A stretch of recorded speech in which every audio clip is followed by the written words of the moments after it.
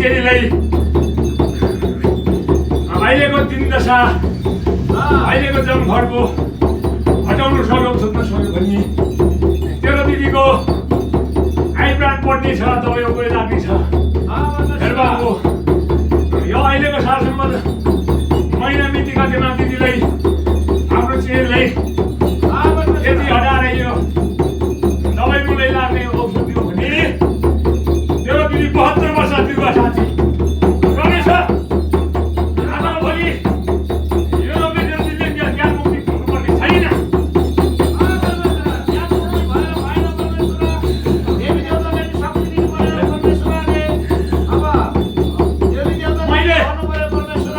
मैले भन्न जानेन कि मैले बुझ्नु जानेन मैले भन्दैछु त अहिलेको दिन दशा नौखरको कारणले तेरो दिदीको धनको ढुट्टो भयो जीवन भुइँमा मिल्यो रातो दिन अमृत खुवाउनेलाई नरक खुवा जस्तो भयो तेरो दिदीको लागि। तेरो दिदीले माया गरेको त अहिले त स्यापा गन्ताले पड्कायो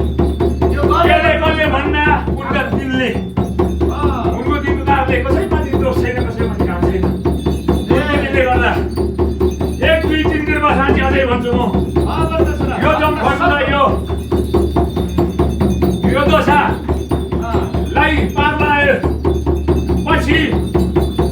यो गयो भने यसले आएर पाल्थ्यो भने तेरो दिदी 72 वर्ष आफ्नो साथमा हातमा गर्ने छ यो कालबाट उम्किने छ यसले छोडेन भने सुनकै जिस्नु उब्या पनि दिदीले नगइकन मेरो कुवार नगइकन पार पर्नु छैन। यदि जमघटको खुसी हाँसीले आयो च्यामा बिदीमा छिकिन्न भने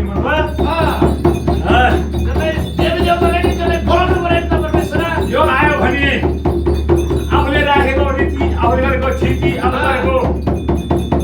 आलामाला उच्च ढोका नफर्कियोस् अरू 3 ढोका फर्क्यो भने त्यो दिदी मेरो दिदी भने साथीमा हात राख्नु ल परमेश्वर